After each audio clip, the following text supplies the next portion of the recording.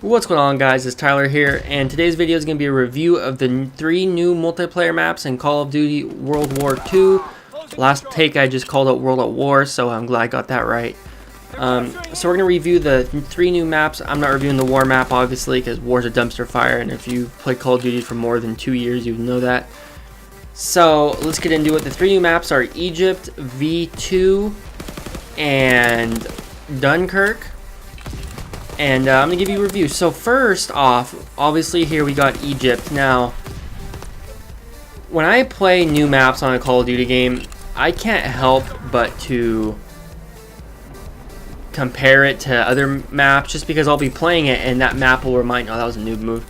That map will remind me of a previous map. This map reminded me of the World at War map, Courtyard, that got remade in Black Ops 2 to an archaeological dig site, and the map was called Dig, and it was basically just like this.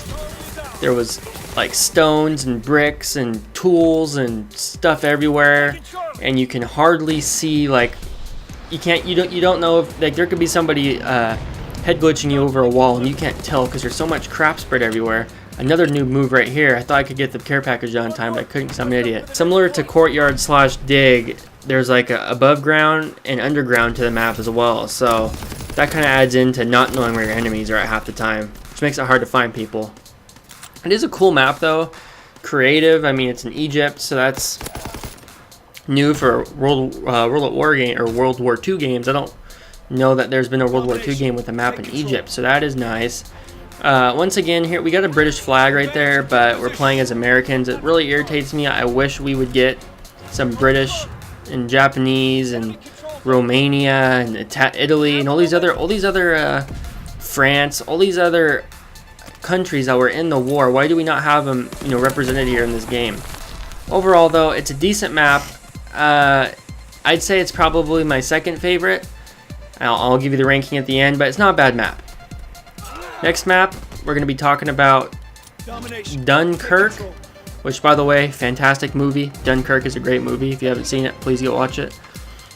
Well, my least favorite map, though, so far. This map reminds me of 2 maps from Modern Warfare 3 DLC. I don't think that's a mistake, because this game is made by Sledgehammer. This map reminds me of Parish, and I'm putting all the pictures on the screen, by the way. Parish and Boardwalk put together.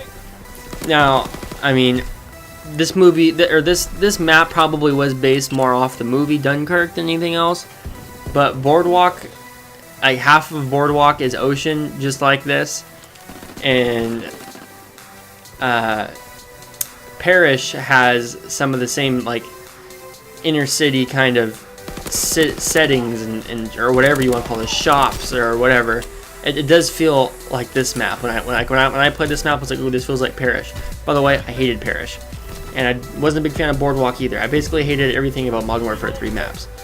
That being said, this game gets a little bit of a pass for me because, or I guess I should rephrase that. This map gets a little bit of a pass for me because it's Dunkirk. It's based off of Dunkirk, which if you've seen the movie, you know what that's all about. But once again, Dunkirk was about British boys. It was. It sounds a little gay, but it's true. It's about British boys that are helping the cause in World War II. You just go watch the movie and then come back and tell me that I should be playing as an American, because I should be playing as a British person. So that's my little gripe with this map, but that's really with the game in general, because there's no Japanese, Italy, France. I mean, they had the Resistance map pack, but still, that's not... I mean, why is there not different countries? Overall, this map, it just lost sniping on a long-range gameplay, or like getting destroyed around a corner. It's not my kind of gameplay. Next map we're going to be going to is V2, which this map reminds me a good amount of Hangar 18 with a little bit of WMD. These are Black Ops 1 maps. This map is alright. It's probably, you know what? Let me take that back. It's my favorite map. Egypt's second, and then Dunkirk's third. I like this map because it has a good mix of long range. Like you can get some long range kills. Okay, right here, I was like, I'm gonna run into the flames and see what happens. I'm sure I died, but I found something interesting. I died and it said somebody killed me. So I was like, that means you can activate the rocket. And I realized that's why people keep running up the stairs right here, because there's a button you can press to activate the rocket. So I basically made up my goal the rest of the match to press that button. And you'll see what happens.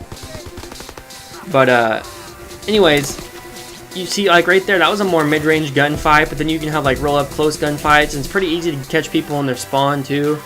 And like there's some parts you can head glitch, but the middle of the map is also like a king of the mountain scenario where everybody's just constantly going to the middle. So it's just overall, it's a fun map. It's like grenade fest, tons of glide rockets, glide bombs, like in the middle of the map trying to get multi kills. It's a decent map. I mean, there have been plenty of other better DLC maps in the history of the Call of Duty franchise, but I mean, it didn't disappoint me. It does feel like World War II somewhat. That's my gripe with this game, is it doesn't feel that, oh, do not press. You know, I pressed it like Dexter's sister, bro, in Dexter's Laboratory. Listen to this BS though. Listen to how many hit markers I get with the flames. It is ridiculous. Really, I don't care what kind of flak jacket you have, you should die if you're under a rocket. I'm sorry. That should be instant killing everybody. You get instant killed by the rocket in launch, I'm pretty sure, in Black Ops 1. I could be wrong on that, but I'm pretty sure when that rocket goes up, you get killed by it. You should be getting instant killed by this rocket here too.